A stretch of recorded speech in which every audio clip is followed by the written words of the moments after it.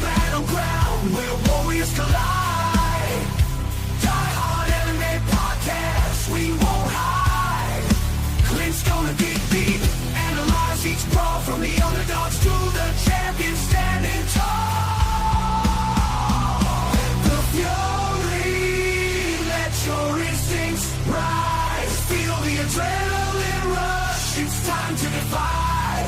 Die Hard MMA, we're in it for the thrill. Get ready for the madness. Let's make that bankroll spill.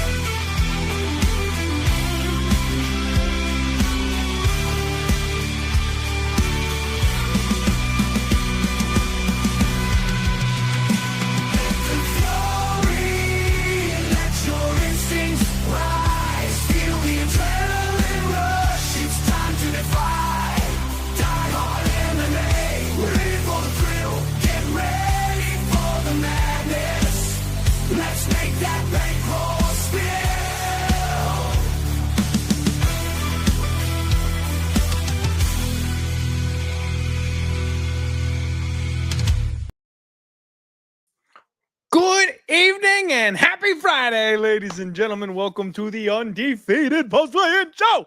That's right, your boy Clint coming to you late. We've got a late night stream. I have to apologize.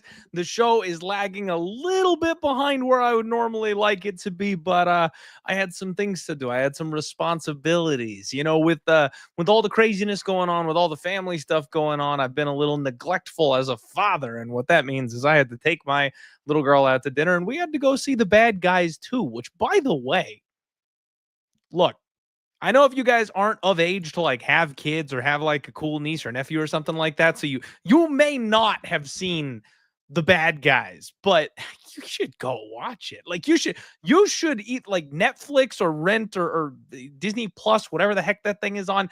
Go watch The Bad Guys, and I promise you're gonna want to go watch and see The Bad Guys 2 afterwards. They did not pay me for this promo. It's just that they're better than the Avengers. Okay, like I love The Bad Guys. They're amazing. So really, I went to the movie more for myself because I wanted to and drug my daughter with me instead of taking her for her pleasure. It was for me. It's because I wanted to go see it. What's going on, everybody? Welcome into the show. We've got Colby hanging out. We have already got Pickle Kush, Dirty O. We've got Black Dynamite, Godfather. What's going on? How you doing? And Dirty O with the biggest and best comment I've seen in a long time. We have Vikings football tomorrow. Finally, we have reached the point in our year, ladies and gentlemen, where we no longer have to sit around and stare at each other bored for 12 hours until the fights get going at 3 p.m. my time. I have football in the morning. I get to wake up, spend a little bit of time with my girl, and then I get to run over to my father-in-law's place and hit the big screen TV, pop some brewskis, do a couple shots, play some pool, cheer for the Vikings. I don't care that it's preseason. I got football tomorrow. So I'm excited. I cannot freaking wait. But before that, we have to go over UFC Vegas 109 one more time. And that's what this show is all about. We look at the weigh-ins, the face-offs, take everything we've researched over the course of the week, and we try to package it together so we can make a smart betting decision tomorrow for these UFC fights. The numbers this week, ladies and gentlemen, are filthy. They are disgusting. They are gross. In fact, I am embarrassed to talk about most of these lines to you. It's going to be a difficult week from a betting perspective, unless you just want to chalk up. So let's get into it. Paul, my friend, not done drinking. The only drinking I've done in the last couple weeks. Monday was kind of a little bit of a drunk stream. I owed a couple shots to the people for losing a couple, shot bets, some friendly bets. That's the only drinking I have done in like 3 months. So 3-4 months, something like that. I mean, let's be real here for a second. I was a casual drinker to begin with, right? We celebrated bets with shots sometimes. So like fight nights became drinking nights a little bit. That's all I did. I was never like a big drinker. I didn't drink regularly. I actually don't drink beer.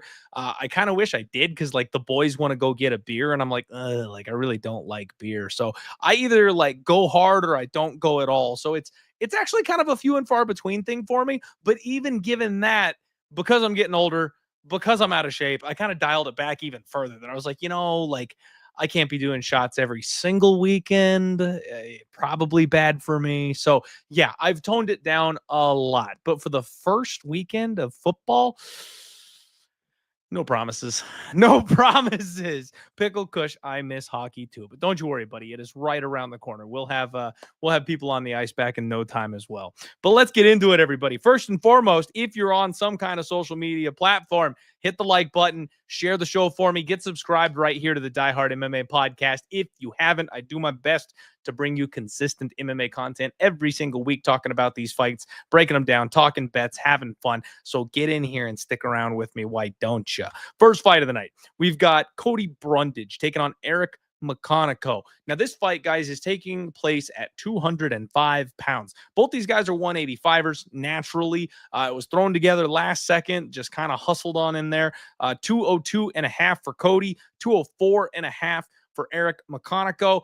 I know. Like, probably just the worst thing anybody could ever do in this life is lay chalk on Cody Brundage. But you guys, I really like him in this spot. Like, he's got such an experience edge over McConico. McConico is older. McConico is more fragile. Like, maybe he's a little bit more technical, but it's not like he's got some crazy skill gap, right? We're talking about a guy in Cody Brundage who, even though he's got a really weird record, even though he's taken some bad L's in the UFC, like the run that he has been on, it really is just like a murderer's row. And then when he finally gets a break, when he finally gets a step down in competition, he doesn't have some scary monster ahead of him. The guy smashes. Like when he let's see here. Dalchalungiumbula. Now he kind of pulled that one out of his butt, right? But that shows how dangerous he is. Even when he's getting backed up and beaten up on by a guy like Dalcha, he can still grab his neck and finish him. Tresean Gore. Gore looked like he was doing well and moving forward in that fight, but I've replayed that fight 100 million times. He wasn't really doing much effective. Like, Cody was backpedaling. Sure, it looked like Tresean was the guy coming forward. It looked like he was advancing, but he wasn't doing much damage. It wasn't like it was a blowaway or anything. And then Cody just floors him. Like, as soon as he touches the guy, he melts. That's the kind of power Cody Brundage has. Now, Oleg Zaitchuk, Rodolfo Vieira, like, these are incredibly skilled, high-level guys that have been around for freaking ever. Okay, he lost to them. Cedric Dumas found a way to win that fight. You guys know how I feel about Cedric, like relatively low level, okay, but it's not like that was a convincing huge win either way. Zach Reese, I mean, he's almost got fluffy levels of cardio and wrestling. We got the DQ situation. That was weird. I'm sorry, Jacob Malkoun. Then you give him the Zach Reese fight, and he highlights the guy. Like, that's kind of what I'm talking about, right? And the Julian Marquez fight, again, he's an older guy. He's an established guy. He's got good volume. He's got good hands. He's got good boxing. Cody found a way to win that fight. Like, yeah, there was a break. The referee gave him a second to hit the reset button, but as soon as he touches Julian Marquez, the guy lost every sense of equilibrium in his body. He completely like stumbles across the cage and just face plants. I don't know if you guys have watched the Eric McConico knockouts, but he's got Johnny Walker levels of lose control. Like, when he gets touched, this guy stanky legs like nobody in the weight class. So he's coming off a bad knockout loss just 6 months ago. These guys are both taking a relatively short notice fight up a weight class. Like, I really feel like Cody's just got to touch this guy once. If he can just touch the guy once, I think it's over. So even though McConico has a better gas tank, which usually you want to be the one betting on cardio, I'm going to go with youth, and I'm going to go with the power on this one, you guys. So I did get the bottom out on the line, thankfully. So I got 1.6 units at minus 160 on Cody Brundage, and God help me if that ends up being what sinks me this week. I'm going to be extremely disappointed. Brian asking, Brundage 19 and a half significant strikes feels low. See, does it though? Because he really waits for his shot, man. And the way that the way that McConico is going to have to like come forward and try and push the fight here, I really don't know that Cody's going to be putting on some kind of a striking class. If he is winning, it's because he's landing thunderous power shots. I think McConico has to grapple here, you guys. And Cody's not a bad wrestler, mind you. He will, like I said, he will jump guillotine, which, even though the knockout prop is probably the most likely thing, you might want to just watch for the sub. They've got it at plus 450 because they know there is definitely a chance that Cody ends up jumping Gilly here in this spot, something we haven't seen for a minute. But yeah, it's on the table for sure. I don't know that Brundage over 20 significant strikes is even something I'd be interested in, frankly, because I think he could end it in his first 3 to 5 punches, really. I mean, yeah. So I'm on Cody Brundage, guys, for better or for worse. Of course, the first bet I make on this entire card is just the sketchiest thing you could ever ask for. Laying chalk where I probably shouldn't, but what else are we going to do? I mean, I really feel like this is about as buy low as it gets on Cody Brundage. And I know maybe that's a penny stock you don't want to buy low on, right? Like, I understand that, but I think this is just a real buy low spot where he's getting an opponent that's almost a softball is like, I don't know if it's a softball, but like, this is a guy he should beat. He's got 11 UFC fights, as fluky as some of them may be, taking on some of the guys that are supposed to be studs and stars in this division. Like, experience is experience. You know what I mean? He's taken on an 0-1 guy who's 9-3 overall at 35 years old and whose best win was Maki Pitolo. Like, yeah, got to go Brundage. Validity Russian, what's going on? Dad bod in the house. How you guys doing? All right, let's keep it rolling, everybody. And like I said before, do me a favor, please get subscribed and hit that like button. The next fight up gets interesting. I was this close, you guys. I had a bit of a hot take. Gabriela Fernandez and Julija Stoloreno. Fernandez 125.5, Julija 126. I called Stoloreno missing weight this week. I was like, man, she is like fighting for her job. I could see her rolling in 2 to 3 pounds overweight, take 25% of my purse, but be a bit of a size bully in there. I wasn't expecting how much of a size bully, you guys. Look at her. She is freaking massive. She looks huge, even compared to someone like Gabby, who is not a small woman at this weight class. So all that physicality, all that size, you never freaking know with a girl like Julia. Some weird stuff happened. Because 3 fighters on this card missed weight. All 3 of them ended up using the box of shame and making weight on their next attempt. Honestly, you guys, I mean, we're talking about, referees betting overs. We're talking about Sal D'Amato always messing up our split decisions. Like, now I'm worried about the guy on the scale, because this is like the 3rd event in 6 or 7 that we're talking about sketchy shit going on the scales. Every single person that missed weight. And mind you, we have seen, I've got video evidence of Stoloreno on stage spasming, collapsing, and not being able to fight because she passed out from her weight cut. Now you're telling me she misses weight and she comes back looking none worse the wear in 20-30 minutes, not shaking, and just gives the old fist pump for making weight. They spotted these people. I swear. Give me the hat. I swear, you guys, they spotted these fighters all the half pound. Like, not one of them looked worse. You know how when you take an extra hour in the sauna that you're not expecting to, you go for a jog with a trash bag wrapped around you to try and sweat off an extra half pound that you don't think your body's got? You don't come back looking peachy. You come back looking red. You come back looking out of breath. You come back dragging your ass. Your coach is under your arms trying to get you to the scale. Not one of these fighters looked that way. They all looked calm. They all looked fine and comfortable. Man, I really I'm fraud checking the guy on the scale. I think he did a little favor to make sure these fights continued on Saturday. Just saying. Yeah, Godfather saying the guy checking the fighter's weight was acting funny today. I'm telling you. I think the days of missing weight are over. Like, no one's ever going to miss weight by a half pound ever again. It's just not going to happen anymore. It's like USADA. Because it's not good for the product. If they cancel a fight 24 hours before the event happens because somebody couldn't make the 1 pound, The fight falls apart. They have to pay fighters that don't perform. Everybody's pissed off. The card is shorter. Like, we're in late stage capitalism, people. Like, they're doing everything to make their nut. And we have seen the UFC. I mean, fuck, okay, tangenting here, but like, they just got sued. They've got a second lawsuit on the table right now where fighters are getting paid millions because of sketchy business practices. Yeah, they would cheat on the scale to make sure nobody misses on a fight night. They absolutely would do that. Anyway, rant over. This fight is so simple, clear, and easy to me, you guys. It's disgusting to think of laying under on a women's MMA fight, but that's really the only way I can look here. Under 2.5, minus 175. I do think Gabriela Fernandez wins this fight, and hot take, I think she kind of hits the old Uno reverse card with the submission prop. Her KO prop is all the way down to plus 140, which, by the way, can we just talk about how gross the props have gotten? Like, you've got KO in a women's MMA fight at plus 140. You've got sub at plus 350 and decision at plus 225. Like, there is no wiggle room. These are the kinds of prices that we used to get when freaking what's her name? Why am I blanking on her name? Oh my God. I'm going to feel so stupid because I can see her face.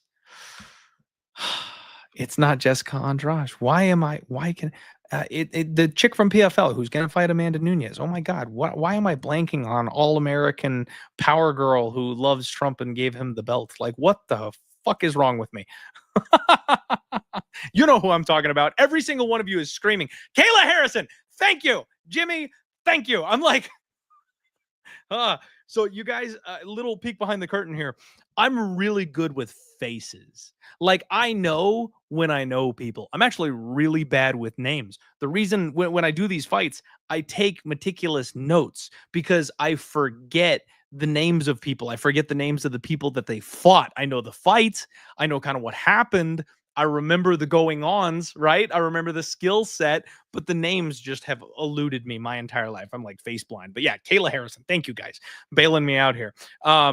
Yeah, these are the kind of numbers we used to get with Kayla Harrison, right? When she was in the PFL, it would be like knockout prop is plus 100, submission prop is minus 140. Like, they would just corner you, that it's like, you still are flipping a coin, baby, and we're going to make sure you've got a real chance to be wrong. That's what this feels like. You've got Gabby as a minus 440 favorite, and you've got to pick your poison for these props because, man, like, Julija Stoloreno sub plus 600. If you're going to play her, that's just the way to go. She's a round one sub machine, or it ain't happening. Now, the only thing with Gabby is that we have seen her kind of have some letdown performances. She's riding super high right now, coming off the club and sub of Kong Wang. Best win by a mile. The split decision win over Carly Judice. Crispy looks amazing. That's a really freaking good win from her. But let's not forget her first two fights in the UFC were both losses. Now, Teresa Bleda, Jasmine Jesuda Vicious, there's not a lot of shame in losing to those two women. This does seem like a pretty cut and dry setup spot for her to get a win over Julija, who's really struggling at 32 years old. She's 11-8. But man, that size difference. Like, we're going to see some grappling here, you guys. We're going to see some grappling. So I kind of think Gabby hits the plus 350 sub because we have seen Julie go for those subs. And obviously with the armbar, you end up on your back, right? Like, you're looking for a limb from bottom. So I could see Gabby getting on top of her and then finding a sub herself, especially once Julie just slows down. If it stays standing, the KO prop is definitely live as well. But this is not a fight that I'm super interested in betting. There's a very, very large amount of sketchy fights on this card. And frankly, you guys, like we just talked about, the numbers are brutal. The numbers are absolutely brutal on these fights. So it's a landmine type of card. I think Gabby wins, but at minus 440, I don't really want a piece. With Julija's history of armbar or bust and then gas out and get finished, I think the under is the move. But do I want to lay almost 2-1 on it? Not really. Like, so I do think it's Gabby. I do think it's Gabby inside the distance. I do think it's an under. I would probably rather play an under than Gabby inside the distance, just because then you keep that round one armbar opportunity in there for Julija Stoloreno, because it's possible. Not likely, but that's her win condition. It could happen. You might as well not write her off for it. Any plays you like for DFS? Yeah, you know what? DFS is tough. I'm not great at DFS, to be frank. Like, I obviously, right? I've always enjoyed it. I always throw a line or two together just for funsies, but I'm not somebody who's like a super confident DFS player. The one person who I think I like, the two people who I must have this week are my boy Juicebox, Julius Walker. We'll talk about him in a minute. And then I actually think Uros Medic is probably the other one that you really want, because you're looking for round one finishes and you're looking for grappling upside, right? So those are two guys that I kind of focused on this week. I think Julius is going to get the takedowns. I think he's going to get an early knockout. And the way Urbina and Medic both fight, I think that fight's going to finish early. And I think Medic with the speed advantage, I think he gets the KO. So those are the two people I've kind of circled as the cornerstone of my lineup. But there's a lot of squash matches this week. There's a lot of squash matches this week. Yeah, Dirty saying Anders punt play. I don't mind that one bit, because you got to have somebody on this card that's cheap, that either is going to score okay or just not get wrecked in the first round. I think Anders is probably somebody who I also like taking the low level shot on it. Let's see here. Yeah, Jimmy, fight ins by sub either way kind of fight. I don't mind that. Robot Chicken Wings, what's going on? Welcome to the show, buddy. Appreciate you tuning in a late night like this. The Godfather. Yeah, who the fuck expected Steve Wynn to get all those knockdowns? And I'll be honest with you, Godfather. Here's the thing. We're just spiraling right out the gate here again. Okay. Steve Wynn is so bad. He set a UFC record. Like, let that sink in for a minute. He is so bad that he set a UFC record. We had a judge who had to have been bought and paid for, or an official, a referee that bet the over. They were giving that man every opportunity, more than he deserved, to stay in that fight. And any half decent fighter would have flatlined him by that point. But Wynn could not get the knockout. Like, the referee refused to save that man, and Wynn could not punch his ticket. So instead, he set a UFC record for knockdowns. I will fade him. It is coming. Don't you worry. And Colby knows what's up. They need to book that fight, baby. I need that 90-1 Patty the Batty ticket, you guys. Could you imagine, like, the year that I'm having, just awful, brutal, drag me through the mud year. And then if somehow I could get a Patty the Batty win in December for the title with a 90-1 score to save my year.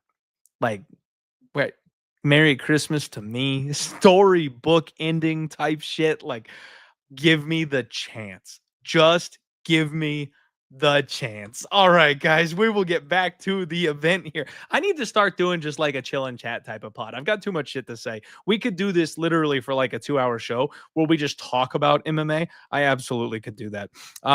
Uros Medic and Gilbert Urbina, both guys came in looking good. Gilbert Urbina actually looked like he was in really dang good shape here. 171 on the dot for both fighters. They size up pretty well, as you guys can see here from the picture. All this comes down to me, really, you guys, is speed kills. Speed kills. Urbina's only win in the UFC is Kosi. I know he did well early against Brian Battle, so he's decent. He can land. He's got some pop. Medic is not the most durable guy we've ever seen. So I could actually see an early win for Urbina. He's another punt play if you're talking about DFS, right? Like I just said, I really like Medic. But if you're looking, or Medic, if you're looking for somebody who you can punt on at a low price tag, like Urbina has the potential to maybe be able to win this fight early if he lands on him just right. So watch out for it. It's another spot where the under 1.5, I think, makes some sense, because Medic has never really been in a fight that he likes to have go long. Now, it's happened a couple times when he fought some higher level people, but this guy's still never seen the scorecards. So even in the fights that got extended, they all still ended up finishing, whether he won or lost. Urbina, on the flip side of this thing, he has gone to decision a couple of times, but so far not in his UFC run. You know, all of his fights in the UFC have been over relatively early, because he either extends over a bum like Kosi, or you find out real quick he doesn't belong in there with the other guys he's fighting with. So I think this is going to be yet another extremely violent fight. I lean to the Uros Medic side of things. Uros Medic by KO, I think, is the thing that makes the most sense, but it's like minus 200, which is interesting, actually, now that I'm looking at that, because You can remember, do you guys recall the weird little hot take I had about DraftKings moving their numbers? I'm going to have to change my lineup. So earlier this week, there were two, not one, but two, minus 200 KO props on this card. Uros Medic, Elijah Smith, and then my boy Juicebox was minus 225. But Smith and Uros by KO were both minus 200s. Uros Medic currently sits at they were minus 250. Uros has been dropped down to minus 200, which this has not happened a lot lately, but I've seen it a couple of times. And when you get these big old chalky numbers like that, especially on a singular finish prop, and DraftKings drops that number, that shit don't come home. I watch these lines closely enough throughout the week that I've noticed a trend. When DraftKings makes a move like that, that is an outcome that usually does not take place. It seems like the obvious one. It seems like the easiest number, and they will entice just a little bit by dropping that number from minus 250 to minus 200, and it ends up being wolf tickets. So yeah, Godfather, tell me about it. Tell me about it. That makes me question my soul, man. You're like, whoa. Like, not that, here's the thing, not that I was going to parlay Uros Medic minus 200 or anything like that. There's one, I did think about that with one fighter on this card, but Uros was not going to be the one. But not that I was going to play the minus 200 KO prop or anything like that anyway. But when it feels like it's so obvious and the bookies are protecting themselves with that kind of a number, but then they go, oh, wait. No. It's okay. It's a little cheaper here for you.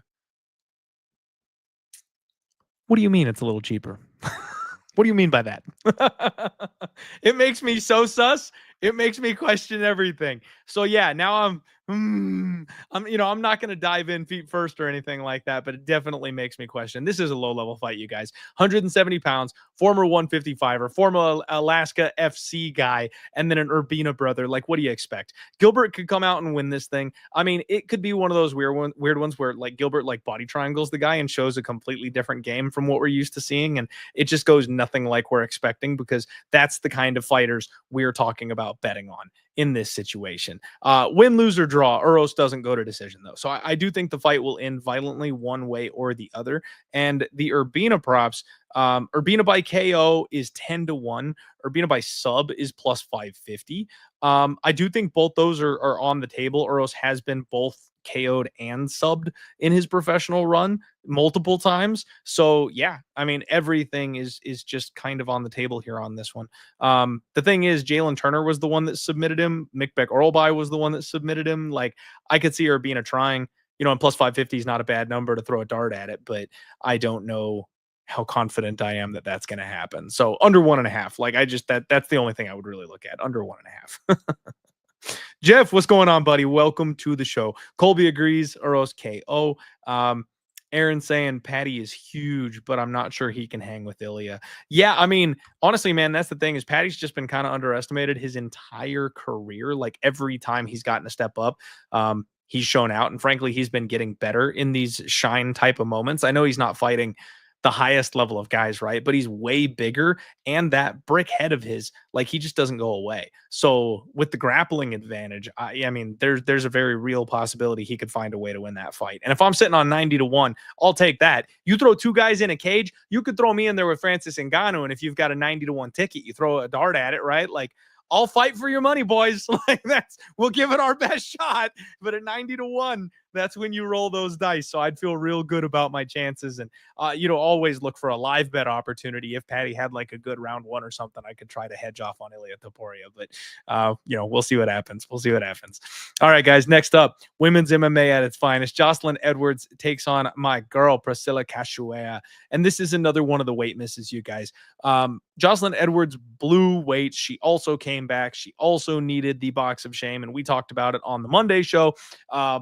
I do suspect Jocelyn Edwards, because she always misses weight. She's a size bully in there, man. She's missed weight multiple times, and if the UFC is throwing out half-pound advantages here, she will take that and she will run with it. You best believe. Priscilla Cashewer is somebody who is relatively easy to expose on the mat, right? We know that that's kind of her thing. She's hell to deal with on the feet, but if you can get her on the ground, she's just kind of a baby. I like this fight to go over more than anything, but I actually think that if there's a live dog on this card, my girl Zombie might actually be one of the live dogs because Jocelyn Edwards is not a very good defensive striker. In fact, she's not a very good striker at all. She eats big time power shots from people, and she has had the chin and the durability to kind of walk through them for the most part, but she's never eaten power shots from someone who hits like a truck, like my girl Cashewer. And then, even though Jocelyn Edwards has been getting better with her grappling, she is not the slickest grappler you've ever seen in your life. And I talked about this on the show. The people who submitted Priscilla, Jasmine Jasudavicius, Miranda Maverick, Jillian Robertson, and Valentina Shevchenko. So those are some really elite losses. Like, we know the grappling is the weakness, obviously, but you've really got to be good and know what you're doing down there to get her out of there. The people who aren't that level don't sub her. Like, she lost to Molly McCann, she lost to Luana Carolina, but those are decisions. She got dragged deep in those fights, right? So I think this fight is going over. I don't think that just running back to the well with Jocelyn Edwards by sub is going to be the move. She's plus 330 to win by sub. Now, obviously, it could happen, but I think the sneaky move is actually the over or Jocelyn Edwards by decision. Now, Priscilla Cachoeira by knockout, I think, is something that is totally live that people are probably sleeping on a little bit because Zombie Girl's kind of hitting a second wind late in life. She's training with a good team. She's working on the grappling. The hands have never looked better. We saw that in the Josiane Nunez fight. She's definitely got more power than people expect. And Jocelyn Edwards, when was the last time she really fought somebody with serious pop in her hands, right? Like, Aileen Perez is really strong, but she's a grappler. Tamara's Vidal, like, she's a Derek Lewis, right? She gasses out 2 minutes in. She's already been cut by the UFC. Lucy Pudilova doesn't have power. Ji-Yoon Kim, they call her Fire Fist, but she doesn't have power.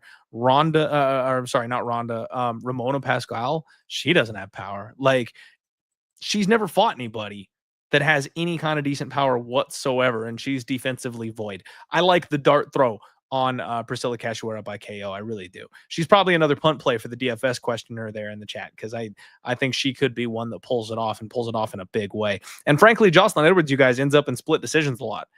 Before she got the back takes, before she got the submissions, she ends up in a lot of really close decisions because she just doesn't do a lot once she gets on the ground, right? So if she can't bully someone who's got the size and the physicality of my Zombie Girl, she's going to be in trouble. She's going to find herself in a fight. And it's been a long time since she's been in a legitimate dog fight. So, yeah, Ben saying she's so easy to sub. I mean, is she so easy to sub though? Like, her camp says she wants a sub. I mean, I know her. I know she wants a sub. I just don't think it's going to come as easy as people think. And I don't think she's anywhere near the level of the fighters who have actually gotten the sub on someone like Cachoeira. But we'll see. We'll see, right? Yeah. Colby says with a name like Edwards, it's got to be a decision. Nailed it. Absolutely nailed it. Dirty O thinks post USADA zombie has some secret sauce. I like it. I like it. Jeff going with Cachoeira. Not bad. I like it. I like it. All right. Let's keep it moving. Clay, what's going on? Welcome to the show. Welcome in. All right, next fight up. We've got Elijah Smith and Toshiomi Kazama. 136 pounds. And I'm surprised at how big Kazama is, you guys. He's in really, really good shape. I like the build of Elijah Smith. I think this kid's got an extremely bright future in the UFC. And the only way I see this fight not going Edwards' way is if he's not ready to start fast. Because Kazama comes out, foot on the gas, guns blazing, doing anything to get into range, doing anything to take you down, doing anything to land damage on you. And that's the kind of pressure that a young kid can wilt under. We know Elijah Smith is extremely young, and he's just getting his feet wet at the UFC level. This is the kind of guy who can expose you. He did have trouble in the third round against Vince Morales. He was in some submission trouble at that spot, but he's a very good wrestler. And I think he might look to take someone crazy like Kazama to the mat, right? If he's able to, counter him, play the bull in the China shop, right? Or not bull in the China shop, the Matador against the bull, he can probably pull counter him and ice him and put him out. I think there's 90% of the time Elijah Smith wins this fight. But if he just has kind of an off night, if he just starts a little slow, that's the worry. And that's why at minus 800, I'm not like slamming Elijah Smith. But I do think he wins, and I do think he wins probably pretty impressively. Yeah, Colby saying round 1 KO. I think so too. I really do. Let's see here. Ben saying, why do I feel like Kazama wrestle fuck Smith tired? And we all go, oh my God. Like, that'd be insane. That would really be insane because I don't think Kazama has any type of a wrestling advantage here, right? Elijah Smith's a very good wrestler. So if anyone's going to be wrestling, Kazama will be the one on his back if this fight hits the ground. I don't see Kazama getting on top at all. I think that's a pretty tall order there.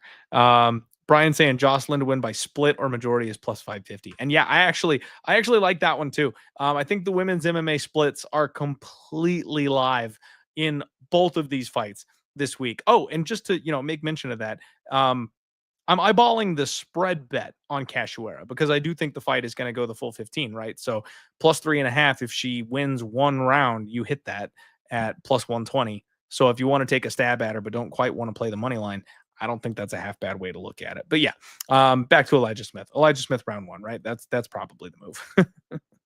All right, guys. Next up, our favorite juice box, Julius Walker takes on Rafael Sakara. We got 206 for Julius, 203 for Rafael Sakara. And you guys know Julius Walker came on the podcast, friend of the show, hung out with us, broke down an entire fight card, and he told us, lay the house. He told us he's going to win by knockout. So that's the move. This was the knockout prop, that if I'm going to parlay a KO prop at minus 200, it's going to be the guy that told me, bro, bet the knockout prop. Right? So I think he's going to win this fight by thunderous round 1 KO.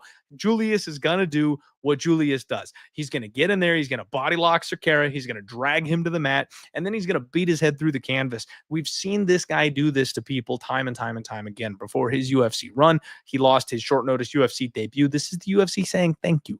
Thank you, Julius Walker. Now go ahead and get your feet wet the right way.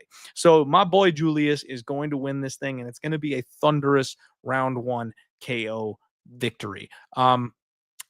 I kind of like the round 1 prop. It was sitting at minus 150. It's still minus 150. You can get the minus 150 on Julius Walker round 1. I think that's probably a half decent way to play it.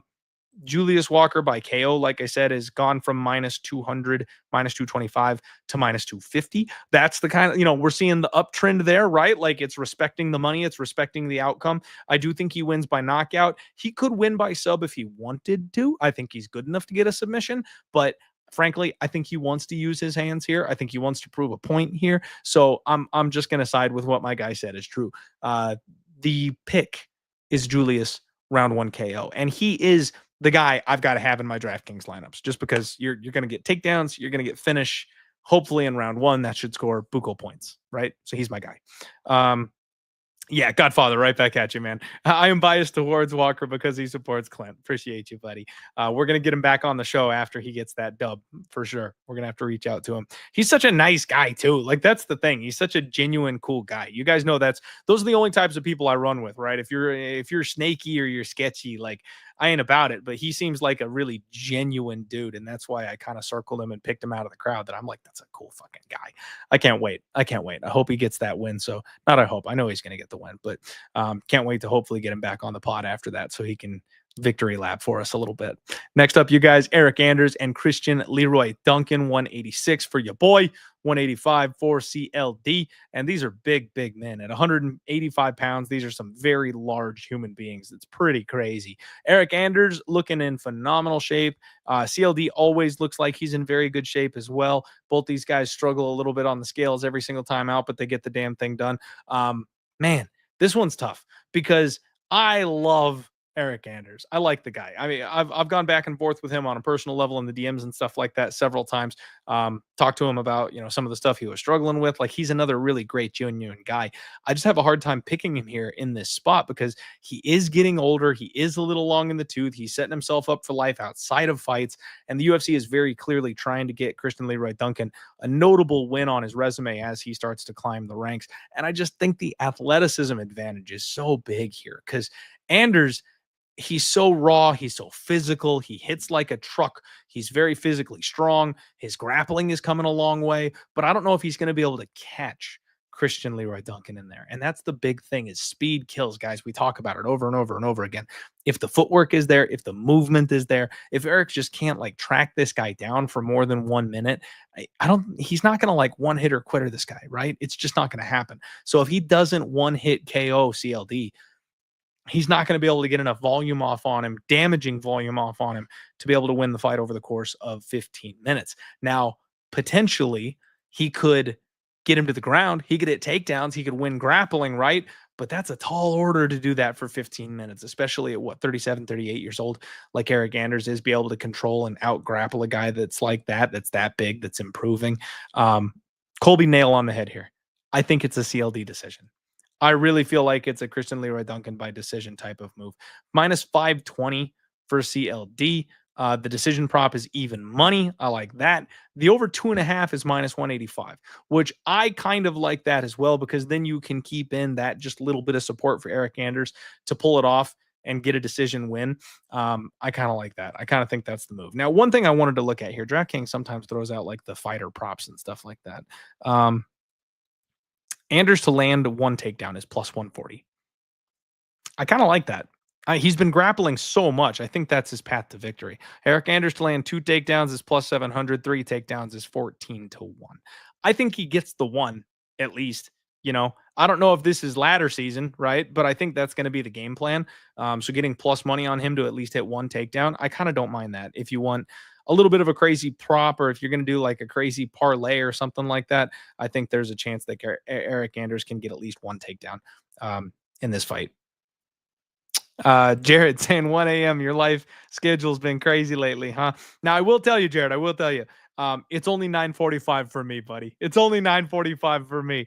So we're out here in the desert. It's not that late. I wouldn't be doing the live stream at 1 a.m. for you guys. I'm dedicated, and I love you guys, but don't get me wrong, I wouldn't be doing this at 1 a.m. for you. Had to take the wife and daughter out to dinner and a movie tonight. Just had to spend a little bit of family time. The life has been absolutely insane. It's not slowing down anytime soon, unfortunately, but had to find that calm in the storm, right? Like had to bring a little peace around the house, do something fun for the kid, go out and have a good time, spend a little close time together with the family. So, apologies. The show is a little bit late, but yeah, not 1 a.m., not 1 a.m. We'll do 10 o'clock at night. That's not so bad, but definitely not doing 1 a.m. Ben says CLD is a goofball. Anders by decision with the grappling is a go. And I have money. I'm going to pucker my asshole. I love it. Absolutely love it. Dirty O. Hey, I was in Minnesota a couple of months ago. I don't know how you guys do that. Like it gets so hot, but then it's humid. Like, how do you not choke on the humidity? Like, I know people make fun of us for saying, but it's a dry heat when it's like 120 degrees outside. Like you could cook an egg on the sidewalk, literally, but we're okay with it because it's dry. But guys, it's a real thing. The humidity is what kills. Like your clothes are all sticking to you all the damn time. You're sweaty. You can't dry your hair off all day. The air is heavy, like just breathing it in. It feels like you're suffocating. Give me the extra 15, 20 degrees and make it just dry, hot heat. Anytime. I will gladly take the dry heat, man. Minnesota's beautiful, but I cannot handle the humidity. Oh, man. Next one up, we've got Miles Johns and Gene Matsumoto. 136 pounds here for both guys. You guys know I have a special place in my heart filled with nothing but pure hatred and despise for Miles Johns. No, I'm kidding, Miles. If you're listening, I'm joking. He's a guy that I've always felt is overrated. And if we're just, cards on the table, right? This is a gambling show. I've always felt like he was overrated. I always didn't like his cardio. I always felt like he got figured out partway through fights. And to his credit, he's really found ways to win recently. And I still am extremely sketchy about the way his cardio seems to have just randomly increased over the last couple of years, right? Like I think there's a little something going on there. But regardless, we've bet on him more than against him recently because we learned our lesson. He finds ways to win these fights, and money is coming in on Miles Johns. Gene Matsumoto is down to minus 250, with Miles Johns being the plus 205 underdog.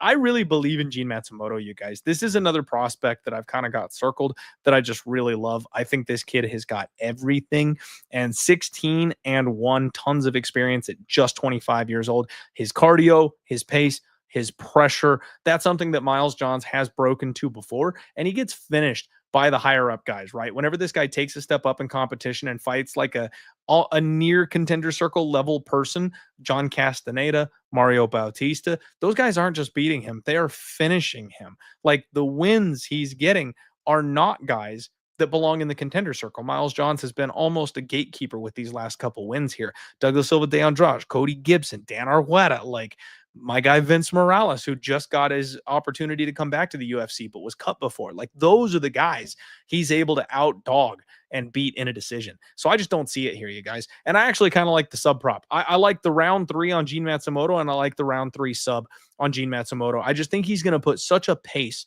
on Miles Johns that cardio does eventually start to become an issue here. And I think he latches something up deep in this fight. I think we see a statement from Gene Matsumoto. I do think this fight goes tooth and nail. I do think they scrap it out and, all over every corner of the cage. But at the end of the day, I think Gene Matsumoto finds a late finish, and the sub prop is the way I'm looking here at plus 450. That's the way I think this one goes. Obviously, the decision minus 120. That's possible. That's a way to go. But I think he wins by sub. Let's see here. Ben saying, give us a round robin MMA bet one time, 1 week. I mean, this is probably not. Oh, wait a second. Seems like Matty bets and Cody Safdie style bets would be optimal for round robin. Okay, so are you saying like I've actually done round robins a couple of times. So like I like to do my submission special where I pick 3 people I think I'm winning by sub. There's not enough subs in the UFC. I'm going to stop doing that, even though it's a fun name and I came up with it and all that. I know, super creative of me, super submission special. It rhymes. I've been doing it for years. It almost never hits because there's just never that many subs in the UFC. Round robining 4 or 5 finish props, I actually think is probably a pretty fun way to do it. Now, I will tell you, Ben, I am locked the fuck down right now. I'm trying to stack some chips. I've been on such a horrendous skid that I'm trying to make sure I get in the win column at all costs. So doing things like prop parlays is something I'm actually trying to edge off on right now. I'm trying to make sure I rein that in right now because I need to stack up some wins, period. Now, once the reads start really flowing the way that they used to, once we start hitting these and just nailing the reads on stuff a little bit more often, once I can get, a couple unit positive wins every single week, get on a bit of a win streak, I will bring that kind of thing back for sure. And that's why I'm still talking through all these things. I'm still telling you guys, if I think a prop is good, or if I think a prop is going to hit, or if I like a certain angle, I will still tell you guys all that. So if you want to get crazy with it, you absolutely can. But for right now, I'm just going to try to hit a couple things and get on a win streak, get some confidence back, get some momentum going. I need the Eric McConico fight, right? Like I need the softball. I need the hard reset to get the win, kid, because I still got some upside, but I got to fight my way back. Stu, what's going on, buddy? John, what's going on? Thanks for hanging out, you guys. Do me a favor, share the show, hit that like button, get subscribed if you haven't, and let's get into the last couple of fights here. The next one is one that's got me terrified, you guys. Absolutely terrified. My boy C-Rod, Christian Rodriguez, takes on Andre Touchyfey, and you can just see the size difference here. C-Rod is a big dude. He's a size bully, and he's very physical, and he's very strong, and his cardio is unmatched at 135 pounds. At 145, he is the Frankie Edgar of the weight class. He is small. He likes to rely on his grappling. He has to win decisions. He's got great cardio, but he's punching up. He's always fighting people bigger than him. I don't know that 145 pounds is the best thing for Christian Rodriguez. It's really tough, man. It's really tough. So guys, I actually think C-Rod wins this fight. I know this is the dull spoon take of the week. Like the sharps are sharp and the squares are square. And I'm sitting here trying to dig myself out of prison with nothing but a spork. Like that's what I'm working with here. But I still think C-Rod wins this fight because let's be real. He is way younger than Andre Fili. Both fight miles and real life age, right? The kid's 27. He's not even in his prime yet. He's still growing into his man muscles, which frankly is the one thing that I can say maybe he will grow into his frame a little bit more at 145 pounds. But he's got a ton of experience at that age. 35-year-old Andre Touchyfey has not looked worse ever in his UFC run. He's alternating wins and losses, but he should have lost the fight to Cub Swanson. He got knocked out cold by Danny Ige, and then he gave up the almost fixed looking fight guillotine to Melquizael Costa, and he's not beating anybody confidently, right? Like the last guy he finished was Lucas Almeida, right? He's winning a split decision to Bill LJO. He's winning a split decision over Charles Jourdain. Like, and that was 5 years ago. That's the run this guy's on. He's fallen apart at the seams. He's old.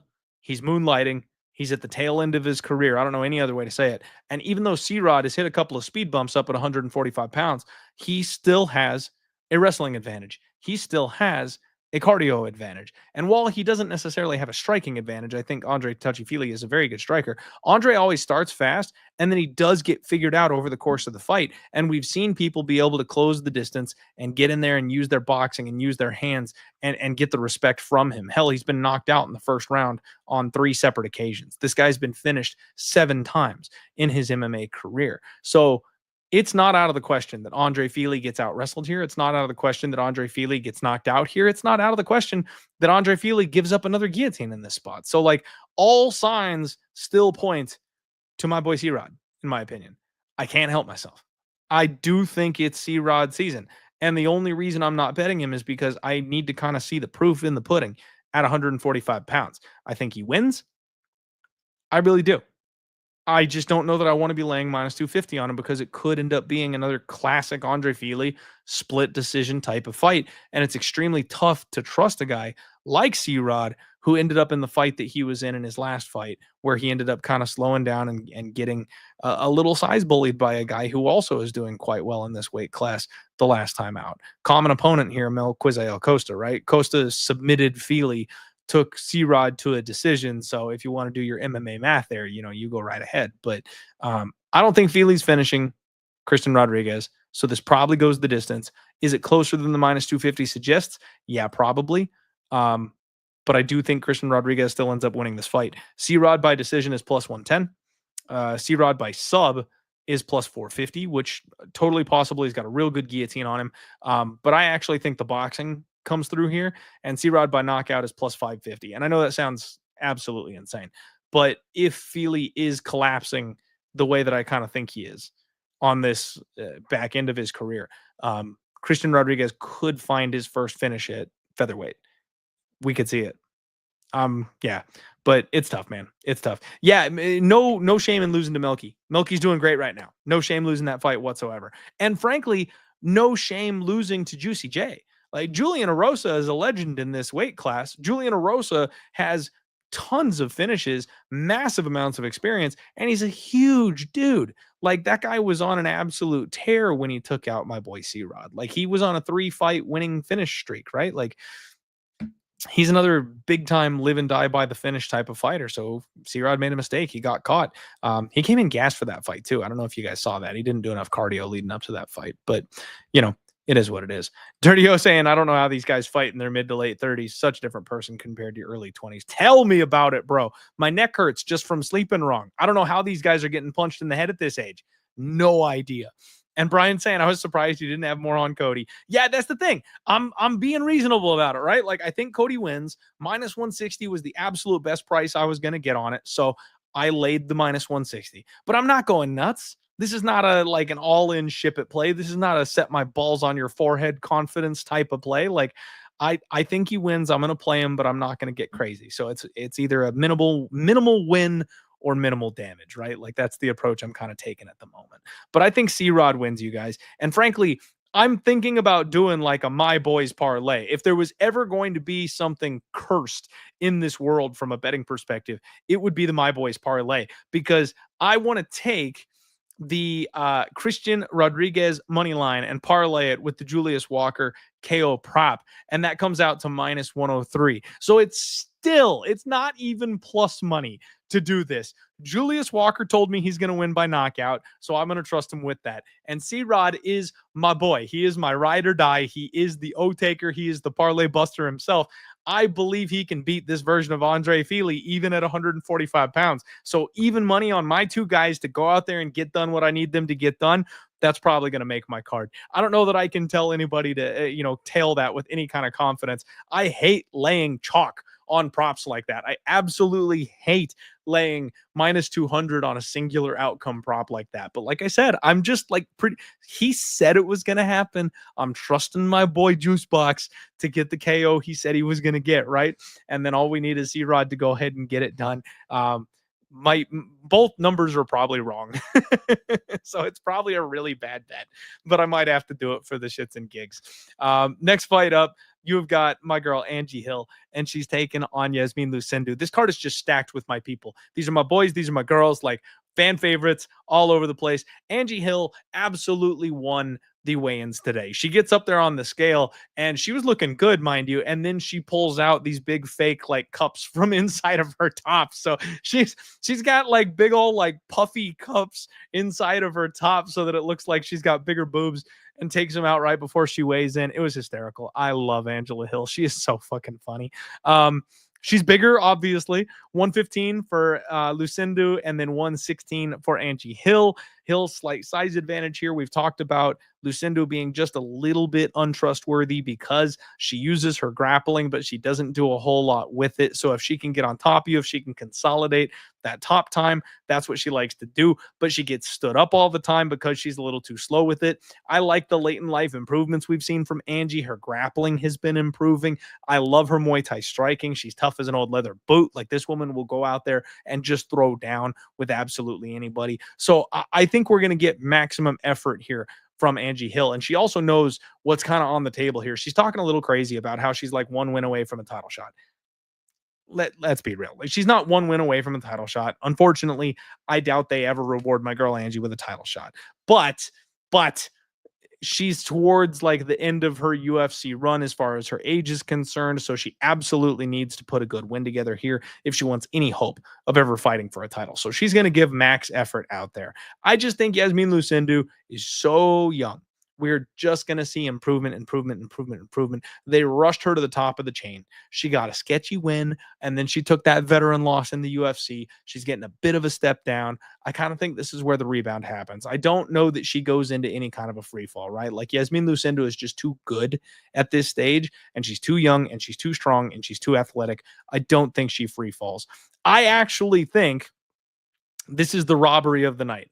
I think they're going to rob Angie Hill blind. This is going to be a close fight. This is going to be a back and forth fight. It's going to be control time versus damage, and everybody is going to agree that Angie Hill should get a 29-28 decision here, and they're going to give it to Yasmin Lucindo.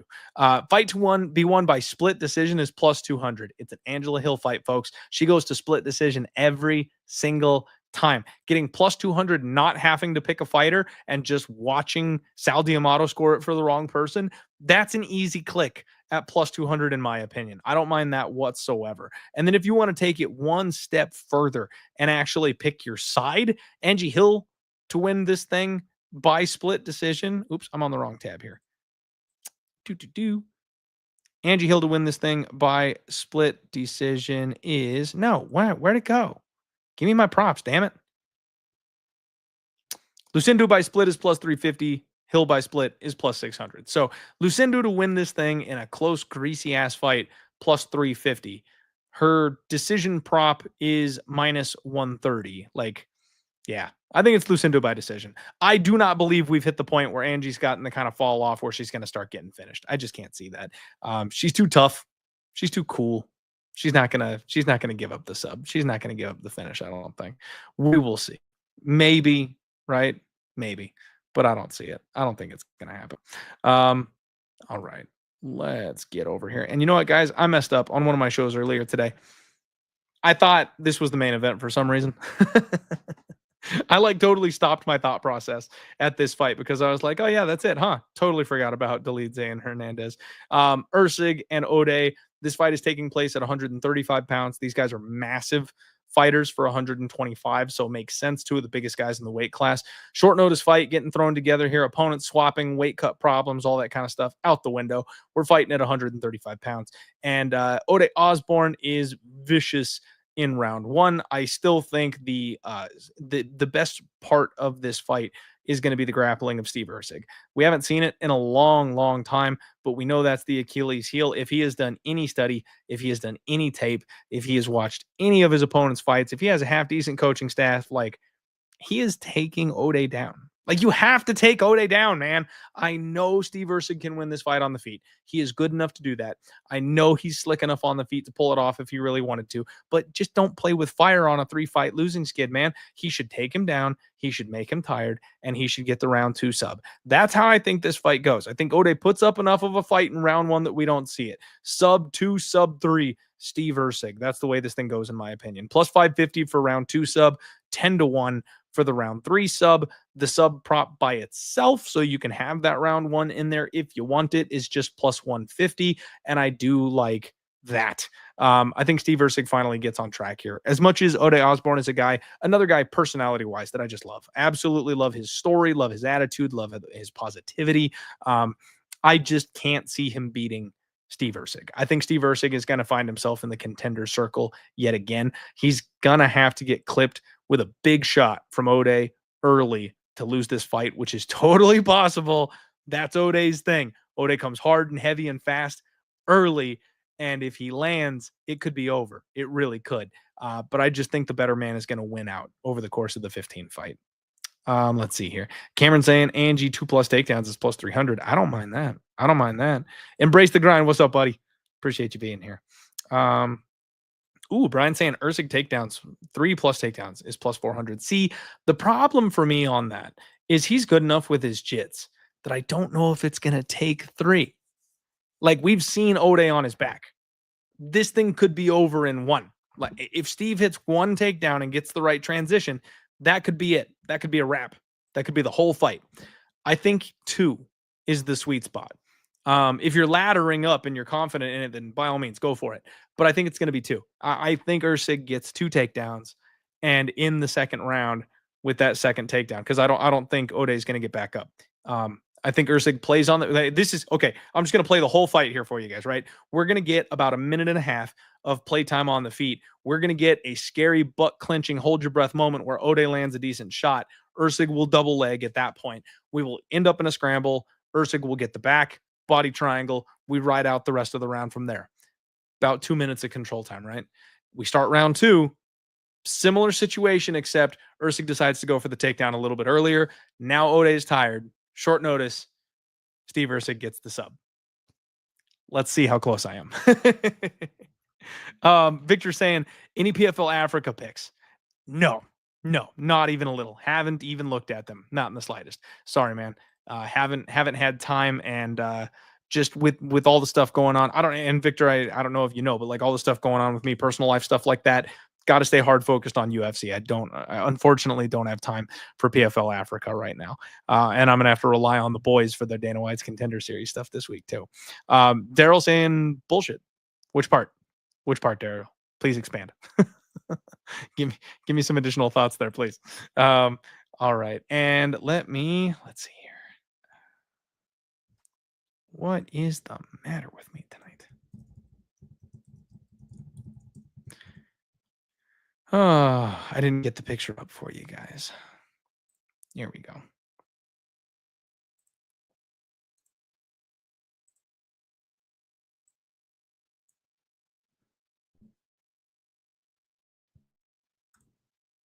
Dead air time is just the worst thing you could ever possibly have. Sorry about that. All right.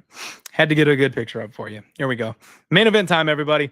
Roman Dolidze and Anthony Fluffy Hernandez. Frankly, with Roman being a former 205er, I thought the size difference between these two would be a little bit more pronounced than it is. Obviously, Roman Dolidze has a size advantage here. He's obviously the bigger man. He definitely has that going for him, but it's just not as pronounced as I thought it was going to be. Fluffy, definitely not a small man, but definitely more of a cardio-based fighter, right? I don't need to break these guys down for you. You guys know what we're getting here. I do think Dean hit it on the head here. Fluffy by gas tank. Like that's all this is for me here. This fight's going to be terrifying early. And obviously Roman can hit a Hail Mary at any point in time during this fight. He's just too slow, man. He's too big. He's too lumbering. I don't think he's going to one-hitter quitter Fluffy. He could. I don't think he's going to. And if he doesn't, it's just a matter of time, man. Fluffy is going to just take down, take down, take down. And we've seen Dolidze when he gets tired, he just is happy to roll to his back. He's so confident in his jiu-jitsu. He likes to attack leg locks. He's more than happy to play on bottom. And so when you get this guy wrestling in round 2, in round 3, like he's just going to fall over. He's going to take 1 or 2 punches, and the threat of the wrestling, that's the big thing, man. We saw that in Fluffy's last fight in that 5-rounder against Michel Pereira. The threat of the takedown, he was just unable to get going because as soon as you move, this man's going to find an entry to a takedown on you. He's so fast, and he has just that little engine that he could never ever stop. I think that's going to happen here too. Roman Dolidze, for as fun as he is, for as memey as he is, and exciting as he is 37 years old. You got to understand that. And his 3-fight win streak is coming against Marvin Vittori, who looks busted. Yes, I bet him, but he looks busted. Kevin Holland, who doesn't belong at 185 pounds and is still also kind of busted. And then Anthony Smith, who is busted and retired and behind the desk now. Like this guy is not beating contender level fighters at this weight class. He's just not. Phil Hawes, bum, cut. Jack Hermanson, one of the flukiest leg lock situations we've ever seen. Kyle Dawkins. Kyle Dawkins just had to advertise short notice opportunity after short notice opportunity, raising his hand, pick me UFC to get back into the UFC for 3 months. He finally got his next opportunity. He's been gone that long. He has no chin. Like, these are the guys Roman Dolidze is beating. So could he chin this man in round 1? Yes, he could. But if he doesn't get him and he doesn't get him early, it just ain't happening. It's going to be a slow death by 1,000 paper cuts. So Fluffy, in my opinion, for the win.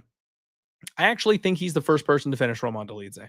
Nobody's been able to do it, but I actually think Fluffy by cardio death. I think he will get like a round 5 sub. I think he'll get like almost the exact situation that he had with Michel Pereira, where it was like it's just inevitable, right? He eventually will find the back. Now, Michel Pereira was a ground and pound TKO, but I think that he's going to have to like sink in a choke, and it's just going to be like a lack of oxygen type situation there, where Fluffy ends up getting like a round 4, round 5 sub. I love the 4-5er decision prop because it could go the full 25 minutes. It really could. And I think you've got to get this guy way more tired to get him out of there than most other opponents. So I don't think it's going to happen in rounds 2 or 3. It could, but I don't think it's going to. So I like Fluffy late. Guys, that is the Undefeated Post weigh-in show. My man, Vito.